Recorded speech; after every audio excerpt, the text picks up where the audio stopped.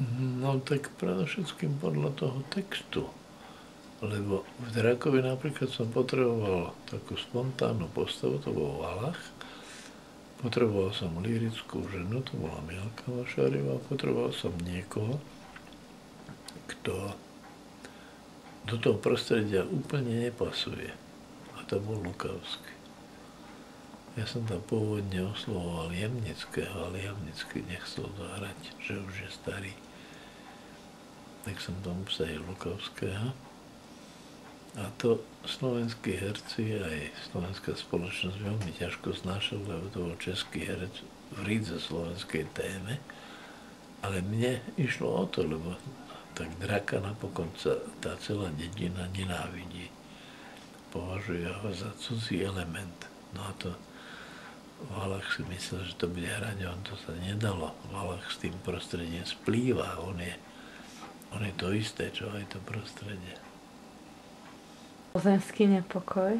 Pozemský nepokoj je film o dvoch ženách, ktoré nevedia o tom, či sa oni navzájom ľúbia, alebo ľúbia toho prišielca, ktorému pôvodne ten statok patrí.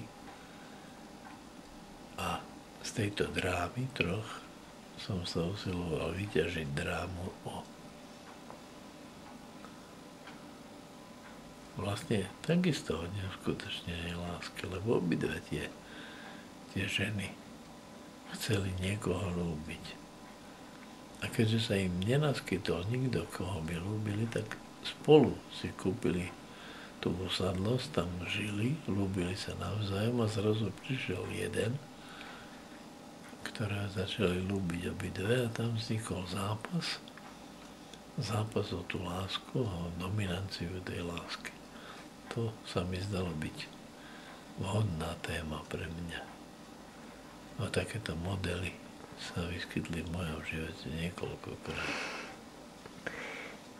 A Gučíka ste vybrali, pretože je lišiak i v bežnom živote? On aj fyziognomicky mi pripomína líšku. A on sa mi aj priznal, že ho naozaj volali lišiakom v tomto. Ale Gučíka som si predovšetkým zobral preto, lebo pre mňa je on zženštilý typ. On ako keby nebol celkom muž, čím teda nesiaham na jeho hereckú podstatu, len na dojem, ktorý vyvoláva jeho postava. A v tomto zápase sa mi to zdalo byť obzvlášť aj dráždivé, zaujímavé, pikantné, pretože aj tie dámy boli podozrivé vlastne z lesbickej affinity. A do toho vsadí muža, ktorý nemá celkom mužské črty, ale ktorý je proste taký krásny, že má ženské črty, sa mi zdalo byť veľmi zaujímavé a veľmi divácky atraktívne. A ako vychádzate teraz s hercami?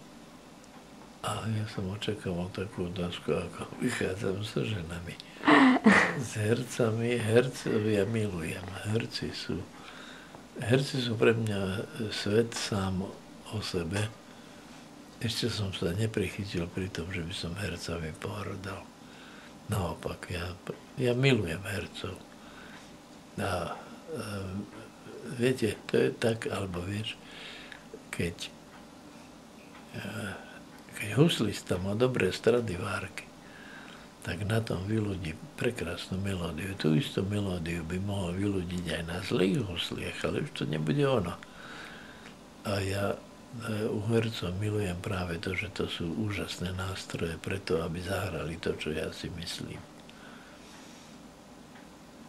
A ako je vám ako dirigentovi? Ja nie som dirigent. Ja som nadaný empátiou, ja sa usilujem pochopiť hercov, vnútiť im to pochopenie a na základe tohoto pochopenia nejako koncipovať pôdorys hry. Nikdy som nevnocoval hercovi, čo má povedať. Ja som sa usiloval aj vysvetliť, čo mám na mysli a potom som úplne bezočivo ťažil z jeho nadania. Čul sa ma opýtajte. Inak ste veľmi fotogenický. Hej. Ja pôvodne som aj chcel byť hercom, ale nemal som takú kameramanku, ktorý by ma tak fotogenicky nasnímal. Tak som sa stal režisérom. Aha, každý vás bral z dola, nie? Áno. No. A nevšimali si moje vysoké čelo, za ktorým sa skrývajú tie myšlienky, o ktorých hovorím.